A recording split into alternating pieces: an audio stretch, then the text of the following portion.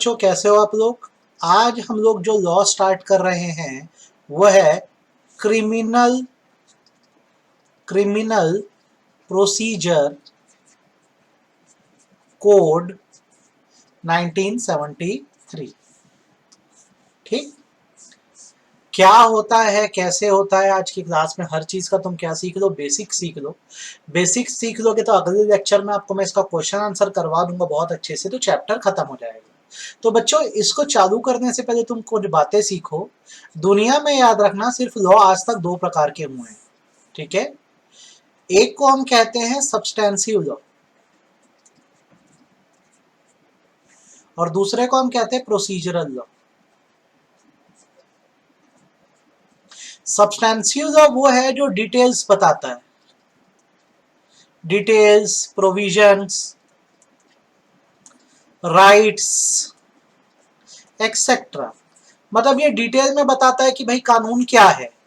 और जो procedural law है वो बताता है प्रैक्टिकल एप्लीकेशन ऑफ लॉ, कि कानून को प्रैक्टिकली कैसे अप्लाई किया जाए। तो बेसिकली क्या होता है, ये जो सब्सटेंसिव लॉ और प्रोसीजरल लॉ है ये हर लॉ के लिए बनाए गए हैं, खासकर सिविल और क्रिमिनल लॉज के लिए। तो जो सब्सटेंसिव लॉ है वो भी दो तरह का है, civil substantive law, criminal substantive law. वैसे ही प्रोसीजरल लॉ भी जो है वो सिविल प्रोसीजरल लॉ है और क्रिमिनल प्रोसीजरल लॉ है। ठीक, तो सिविल प्रोसीजर और क्रिमिनल प्रोसीजर में समझ लो क्या बताना चाह रहा है। क्रिमिनल प्रोसीजर कोड मतलब कौन सा procedural law, criminal procedural law जो बताता है कि क्राइम के मैटर्स पे प्रैक्टिकल एप्लीकेशन कैसे होता है और क्या होता है। ये बात आपको अगर समझ आ गई है तो आगे बढ़ते हैं। सीआरपीसी यहां पे लिख रहा हूं, ये लॉ की वो ब्रांच है जो क्राइम से डील करती है, branch of law which deals with crime. ठीक है, तो सर फिर इंडियन पीनल कोड क्या है? वो भी एक लॉ है जो क्राइम से डील करता है, लेकिन उसके साथ क्रिमिनल प्रोसीजर कोड भी है जो ओरिजिनली बना था 1852 में, और इसमें कई बार अमेंडमेंट्स आए हैं। और जो ये फाइनली अप्लाई हुआ था वो था 1 अप्रैल 1974 को अप्लाई हुआ था। लिखते हैं क्रिमिनल प्रोसीजर कोड 1973, पर ये अप्लाई हुआ था 1974 से ये अप्लाई हुआ था। तो लॉ का नाम है क्रिमिनल प्रोसीजर कोड 1973, लेकिन ये अप्लाई हुआ था 1 अप्रैल 1974 से। बात याद रखना, इसमें टोटल 484 सेक्शंस हैं और 2 स्केड्यूल्स हैं जो पढ़ने होते हैं। तो आपको इसमें क्या है, फर्स्ट स्केड्यूल की जानकारी होनी चाहिए। फर्स्ट स्केड्यूल जो है वो लिस्ट ऑफ ऑफेंसेस बताता है, ये बात भूलना मत। ठीक है, इसमें जो लेटेस्ट अमेंडमेंट है वो सन 2018 में हुआ है। इसके पहले 2013 में निर्भया केस के पहले हुआ था। अभी का जो अमेंडमेंट है 2018 में। ठीक, अब आगे मैं कुछ शब्द समझा रहा हूं, ध्यान से सुन लो, समझ लो अच्छे से। जैसे आपको इन चीजों का मतलब पता होना चाहिए। एक्ट किसको बोलते हैं, ऑर्डिनेंस किसको बोलते हैं, कोड किसको बोलते हैं, ये फॉर्म्स ऑफ लॉ है। ठीक है, फॉर्म्स ऑफ लॉ है। तो एक्ट मतलब होता है enacted law, means passed in parliament and consented by president. हमारे देश की व्यवस्था ऐसी है कि हमारे देश में जो एक्ट या लॉज है वो पार्लियामेंट में पास होते हैं, फिर प्रेसिडेंट जब कंसेंट देते हैं तो एक्ट के फॉर्म में अप्लाई होते हैं। ऑर्डिनेंस का मतलब ऐसे लॉ जो पार्लियामेंट पहुंचे ही नहीं, डायरेक्ट पास कर दिए गए प्रेसिडेंट के द्वारा, उनको ऑर्डिनेंस बोलते हैं। ठीक है, कोड का मतलब होता है कोडिफिकेशन। अगर एक मैटर पे कई लॉ हैं तो उसको राइट कर दिया गया है, रिटर्न फॉर्म में ले लिया जाए तो कोड बन जाता है। जैसे क्राइम को लेकर इंडिया में बहुत सारे लॉस थे, तो उसको कोडिफाई करके क्या किया गया, एक बना दिया गया इंडियन पीनल कोड और दूसरा बना दिया गया civil procedure code, sorry criminal procedure code. ये बात याद रखना। नेक्स्ट शब्द बता रहा हूं वो सीखना और अच्छे से समझना। लॉयर कौन होता है, एडवोकेट कौन होता है,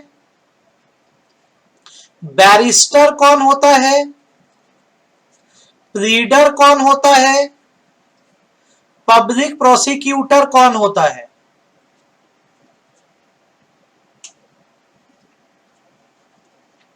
ये शब्द समझो बेटा। लॉयर का मतलब हु हैज एलएलबी डिग्री, जिसके पास भी एलएलबी डिग्री है वो खुद को लॉयर कह सकता है।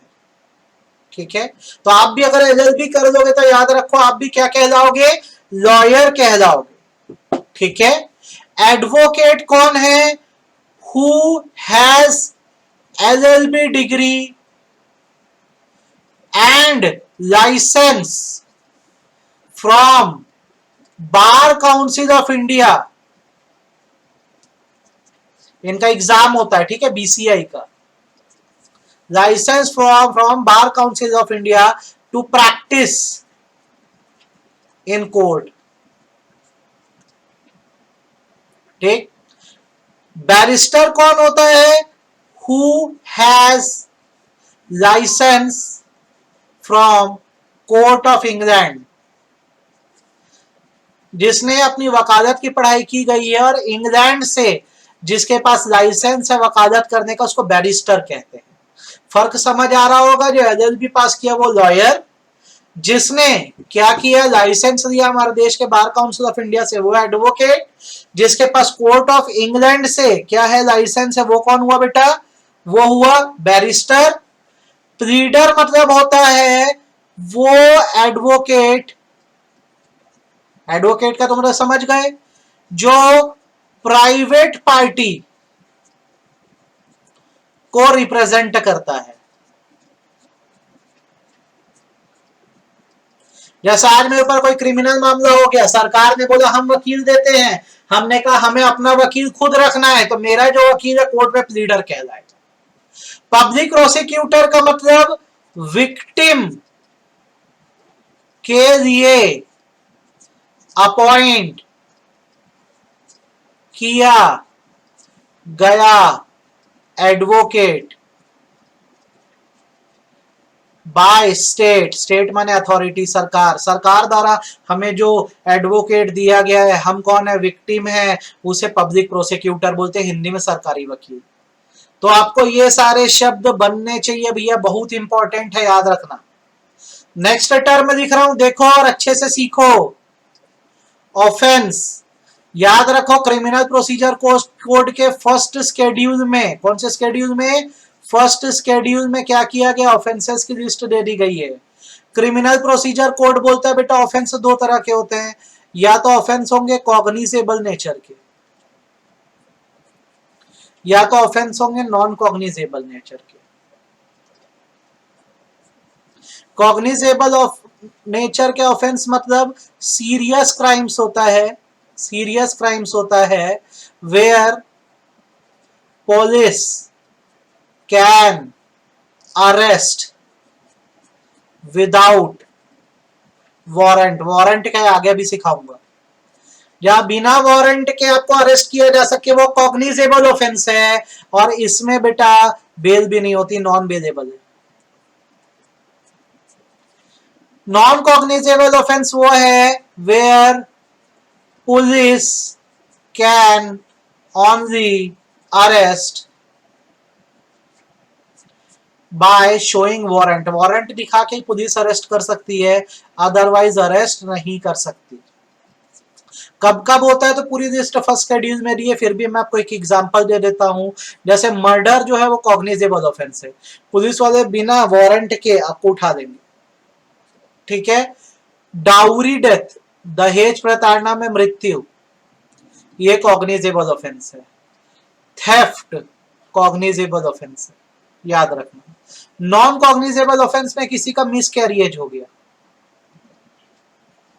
ठीक है, आपने डेरोगेटरी वर्ड यूज करे किसी रिलीजन के बारे में, डेरोगेटरी वर्ड अगेंस्ट रिलीजन, किसी रिलीजन के बारे में आपने कुछ गलत सलत बोला, तो बेसिकली ये नॉन कॉग्निजेबल ऑफेंस है, मतलब पुलिस वाले वारंट इशू करवा के लाएंगे और आपको अरेस्ट करेंगे, ये बात याद रखना है। दोनों में डिफरेंस बिटवीन क्या है, कॉग्निजेबल सीरियस नेचर का या उतने सीरियस नेचर का नहीं है। पुलिस को यहाँ वारंट की जरूरत नहीं पड़ती, यहाँ वारंट की जरूरत पड़ती है। ये नॉन बेलेबल है और ये क्या है भाई तुम्हारा बेलेबल है। एग्जाम्पल तो आपको समझ आ गई होंगे। अब सवाल यहां पर यह भी उठता है कि कौन से ऑफेंस, ऑफेंस मतलब गलत काम है, कौन से ऑफेंस बेलेबल है और कौन से ऑफेंस नॉन बेलेबल। एक तरीका सिखा रहा हूं, मैंने कोई ऑफेंस किया, मुझे पुलिस पकड़ेगी तो मुझे पुलिस स्टेशन ले जाएगी, ठीक है, यहां से मुझे ले जाया जाएगा मजिस्ट्रेट के सामने। अगर मेरा ऑफेंस ऐसा है जो बेलेबल नेचर का है तो जब मुझे पुलिस स्टेशन ले जाया जाएगा, पुलिस स्टेशन ले जाया जाएगा, from there I can get release, मुझे वहीं से छोड़ा जा सकता है, मतलब बेल मिल सकती है। इट इज माई राइट, ये मेरा अधिकार है। ना पुलिस वाले मुझे मारेंगे ना टॉर्चर करेंगे तो वो जेल चले जाएंगे। तो बेलेबल ऑफेंस, अगर आपको पता है आपका ऑफेंस बेलेबल है, पुलिस स्टेशन जाते ही भैया आप क्या करा लो, अपनी बेल करा लो, आपसे एक बॉन्ड साइन कराएंगे, कुछ श्योरिटी का पैसा रखाएंगे, वहीं से छूट जाओगे। और नॉन बेलेबल ऑफेंस ऐसा है जहां पर जब पुलिस स्टेशन आपको ले जाएंगे तो फिर क्या होगा, आपको विद इन 24 आवर्स मैजिस्ट्रेट के सामने प्रेजेंट करेंगे। अब यहाँ पे जो मैजिस्ट्रेट है वो डिसाइड करेंगे कि तुमको बेल मिलनी चाहिए कि नहीं मिलनी चाहिए, ठीक है, नो बेल। तो जैसे मैंने मर्डर किया है तो ऐसा तो बेल नहीं होनी चाहिए, देखिए वो नॉन बेलेबल ऑफेंस है, लेकिन जैसे मैं मैजिस्ट्रेट के सामने प्रेजेंट हुआ, मैजिस्ट्रेट ने बोला यार बेल दे देता तो बेल हो जाएगी, याद रखना, ठीक। तो ये बेलेबल और नॉन बेलेबल समझ आ गया होगा। जितने भी याद रखना नॉन कॉग्निजेबल ऑफेंस है, नॉन कॉग्निजेबल, वो सब बेलेबल है, और जितने कॉग्निजेबल ऑफेंस है वो नॉन बेलेबल है। ये बात मत भूलना, ये इंपॉर्टेंट है, ठीक है। आपको इतने टर्मिनोलॉजीज और कंसेप्ट समझ आ गए होंगे, तो हम आगे बढ़ते हैं। हम समझते हैं जस्टिस सिस्टम को, जस्टिस सिस्टम को हम समझते हैं। जैसे बहुत सारे लोगों को तो यही पता नहीं होता यार जज कौन होता है, ठीक है, मैजिस्ट्रेट कौन होता है, ठीक, जस्टिस कौन होता है, चीफ जस्टिस कौन होता है, ठीक, शायद आपको भी ना पता हो। तो हमारे कोर्ट की व्यवस्था देखो कैसी है, सबसे नीचे आते हैं इंफीरियर कोर्ट, ठीक, यहाँ पे सिविल कोर्ट्स भी होते हैं और क्रिमिनल कोर्ट्स भी होते हैं, सिविल कोर्ट्स भी होते हैं और क्रिमिनल कोर्ट भी होते हैं, जैसे कि मैंने बोला आपको, ठीक। तो यहाँ पर जो आपको पनिश कर सके उसे मैजिस्ट्रेट बोला जाता है। इंफीरियर कोर्ट का जो जज है वो क्या कहलाता है, जो पनिश कर सकता है मैजिस्ट्रेट है, और सिविल कोर्ट में इसको जज बोलते हैं, क्योंकि ये पेनल्टी या फाइन्स लगाते हैं। इसके ऊपर आता है डिस्ट्रिक्ट कोर्ट, ठीक है। डिस्ट्रिक्ट कोर्ट में अगर सिविल मामला है तो ये जाएगा सिविल कोर्ट में, और क्रिमिनल मामला है तो ये जाएगा सेशन कोर्ट में, सेशन कोर्ट में। तो सेशन कोर्ट में जो बैठते हैं उनको सेशन जज बोलते हैं, और जो सिविल कोर्ट में बैठते हैं उनको, जो पीठासीन है, आधा सीन है, जो बैठते हैं उनको डिस्ट्रिक्ट जज बोला जाता है। तो देखो मैजिस्ट्रेट को हिंदी में दंडाधिकारी बोलते हैं, जो दंड दे सकता है। तो जब तक मामला इंफीरियर कोर्ट का है, क्रिमिनल कोर्ट में जो जज होंगे उनको मैजिस्ट्रेट बोलेंगे, और सिविल कोर्ट में केवल जज बोलेंगे। जब मामला डिस्ट्रिक्ट कोर्ट में जाएगा तो दोनों को ही क्या बोल दिया जाएगा, जज बोल दिया जाएगा, क्योंकि अब ये दोनों न्याय करेंगे। तो जो सिविल कोर्ट का जज है वो डिस्ट्रिक्ट जज, और जो सेशन कोर्ट में है वो सेशन जज। इसके ऊपर जब तुम जाओगे हाई कोर्ट में तो ये सिविल और सेशन का मैटर ही खत्म हो जाता है। यहाँ जो होता है उसको न्यायमूर्ति या जस्टिस बोलते हैं, ये बात याद रखना है। यहाँ के जो हाई कोर्ट में होते हैं वो जस्टिस होते हैं। तो मैं रिपीट कर दे रहा हूँ, मैजिस्ट्रेट दंडाधिकारी है, वो सजा देते हैं और इंफीरियर कोर्ट में होते हैं। उसके ऊपर जब आप जाते हो डिस्ट्रिक्ट कोर्ट में तो दो ब्रांच हो जाती है, सिविल कोर्ट में डिस्ट्रिक्ट जज होते हैं और सेशन कोर्ट में सेशन जज बोलते हैं ना, जिला एवं सत्र न्यायालय, उसके ऊपर हाई कोर्ट आता है, हाई कोर्ट में जो होते हैं वो जस्टिस होते हैं, ठीक है। दंडाधिकारी, ठीक, न्यायाधीश, न्यायमूर्ति, ये इनको कहा जाता है। ये हमारे देश का जस्टिस सिस्टम है, ठीक। अब बात करते हैं स्पेसिफिकली मैजिस्ट्रेट की। हिंदी में मैंने क्या मतलब बताया इनका? दंडाधिकारी, जो दंड देने की पावर रखता है, ऑथराइज है लॉ से पनिश करने के लिए, उनको मैजिस्ट्रेट बोलते हैं। तो हमारे देश में मैजिस्ट्रेट कोर्ट कैसे हैं, ये देखो। मैजिस्ट्रेट कोर्ट कैसे है हमारे देश में? सबसे जो नीचे आता है उसको बोलते हैं मैजिस्ट्रेट ऑफ सेकेंड क्लास।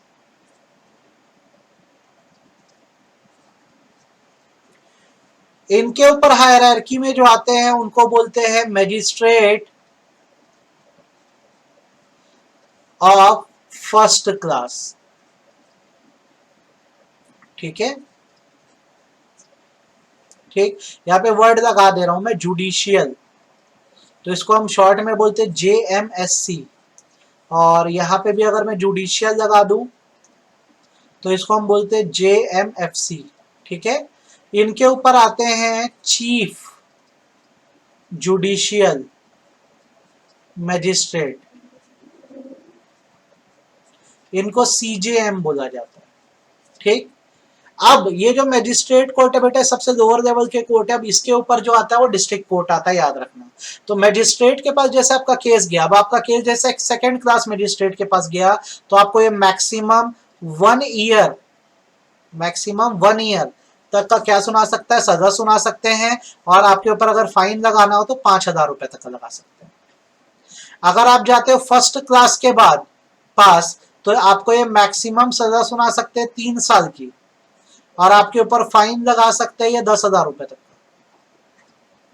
और यदि आप जाते हो किसके पास, चीफ जुडिशियल मजिस्ट्रेट के पास आपका केस जाता है, तो आपको मैक्सिमम सजा सुना सकते हैं 7 साल की। और फाइन बोलोगे तो कोई लिमिट ही नहीं है, जितना चाहे उतना फाइन आप पर ये लगा सकते हैं। तो ये पावर्स आप बेटा याद रखो। मैंने आपको क्या बताया है, मैजिस्ट्रेट कौन है जो दंड दे सके। इंडिया में जो सबसे लोअर लेवल के कोर्ट होते हैं मैजिस्ट्रेट कोर्ट होते हैं। तो यहाँ पर हायरार्की लेवल क्या है, magistrate of second class, first class, chief judicial magistrate, उसके ऊपर सेकेंड क्लास का मैजिस्ट्रेट कितनी सजा सुना सकता है, 1 साल, फर्स्ट क्लास का 3 साल, और जो चीफ जुडिशियल मैजिस्ट्रेट है वो कितनी, 7 साल की। तो नीचे हायरार्की बना के पढ़ते हैं कैसा होगा। सबसे नीचे कौन आए, मैजिस्ट्रेट कोर्ट, राइट। सबसे नीचे कौन आया, मैजिस्ट्रेट कोर्ट। इनके ऊपर क्या आएगा, इनके ऊपर आएगा डिस्ट्रिक्ट कोर्ट, ठीक। इसको सेशन कोर्ट बोलूंगा तो ज्यादा अच्छा है क्रिमिनल मामलों के लिए, ठीक। इसके ऊपर क्या आएगा, हाई कोर्ट।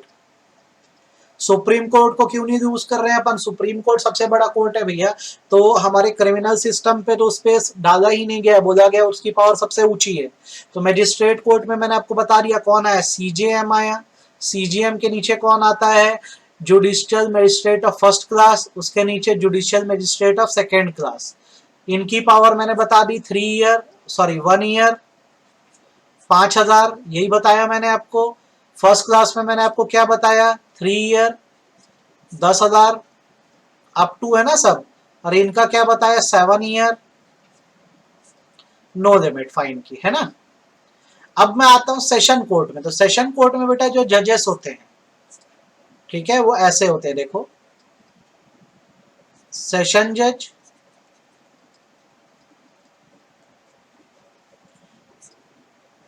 एडिशनल सेशन जज, एक साथ। उनके नीचे असिस्टेंट, असिस्टेंट सेशन जज जो होते हैं वो किसी को भी 10 साल तक की सजा सुना सकते हैं, 10 ईयर्स तक की। और फाइन लगाने पे कोई लिमिट नहीं है, जितना चाहे उतना फाइन लगा सकते हैं, ठीक। सेशन जज या एडिशनल सेशन जज है, ये कोई भी पनिशमेंट दे सकते हैं बेटा, any punishment. However for death sentence they have to take approval from high court. Death sentence के लिए हाई कोर्ट से अप्रूवल लेनी है। तो देखो कितना आसान है पढ़ना। पहले तुम क्या पढ़ दो, मजिस्ट्रेट कोर्ट पढ़ दो। मजिस्ट्रेट कोर्ट में कौन आता है सबसे नीचे, मजिस्ट्रेट ऑफ सेकंड क्लास, देख लो पावर, फिर फर्स्ट क्लास, फिर चीफ जुडिशियल, फिर ऊपर इनके बड़ा कौन सा कोर्ट है, सेशन कोर्ट। तो यहां कौन, असिस्टेंट सेशन जज, और उसके ऊपर कौन, सेशन और एडिशनल। असिस्टेंट कितनी सजा सुना सकता है, 10 साल तक की। सेशन जज या एडिशनल सेशन जज कोई भी मौत की सजा से पहले हाई कोर्ट से पूछना पड़ेगा। और हाई कोर्ट में जो जस्टिस बैठते हैं उनके लिए तो कोई रोक ही नहीं है, वो तो कोई भी सजा सुना सकते हैं, बिल्कुल इनको अलाउ है। तो ये हमारे देश का बेटा कोर्ट सिस्टम है, ये मत भूलना। अब इसमें एक एक्स्ट्रा कंसेप्ट अलग अलग बुक्स में कई बार आपको मिलता है, ये है मेट्रोपॉलिटन मैजिस्ट्रेट का कंसेप्ट। बेटा जब क्रिमिनल प्रोसीजर कोड बनाया गया तो यह बोला गया, अगर किसी एरिया की पॉपुलेशन 1 मिलियन से ज्यादा होगी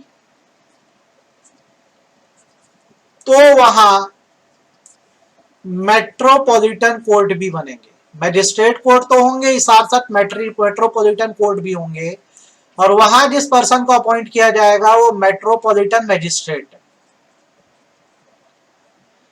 मेट्रोपॉलिटन मैजिस्ट्रेट की पावर सेम वैसे ही होगी जो judicial magistrate of first class की है। मतलब ये किसी को 3 साल तक की सजा सुना सकेंगे, या फिर ये क्या कर सकेंगे, फाइन लगा सकेंगे किसी के ऊपर 10,000 रुपए तक का। यार ये इनकी शक्ति है, ये इनकी पावर है, ये मत भूलना। ये मेट्रोपॉलिटन मैजिस्ट्रेट का कंसेप्ट। तो आज मैंने बहुत सारी चीजें आपको बता दी है। मैंने आपको क्रिमिनल प्रोसीजर कोड का मतलब बताया, 2 तरह के लॉ बताए। डिटेल्ड लॉ को सब्सटेंसिव बोलते हैं और प्रैक्टिकल एप्लीकेशन को प्रोसीजरल बोलते हैं। तो हम प्रोसीजरल लॉ कौन सा पढ़ रहे हैं, क्रिमिनल प्रोसीजर कोड। मैंने आपको बताया सीआरपीसी की स्कीम क्या है, मैंने आपको बताया अलग अलग फॉर्म्स ऑफ लॉ, एक्ट क्या होता है, ऑर्डिनेंस क्या होता है, कोड क्या होता है। मैंने आपको lawyer, advocate, barrister, pleader, public prosecutor का मतलब बताया। मैंने आपको ऑफेंसेस का मतलब बताया। मैंने आपको बेलेबल नॉन बेलेबल ऑफेंस का मतलब बताया। मैंने आपको पूरा जस्टिस सिस्टम समझाया हमारे देश का कैसा है ना। मैंने आपको बताया मैजिस्ट्रेट्स कौन होते हैं। मैंने आपको हायरार्की लेवल बताया, इंडिया में कोर्ट का हायरार्की लेवल क्या है, ठीक है। मेट्रोपॉलिटन मैजिस्ट्रेट का कंसेप्ट समझाया। आप इतना कर दोगे तो मुझे बताना, फिर नेक्स्ट लेक्चर में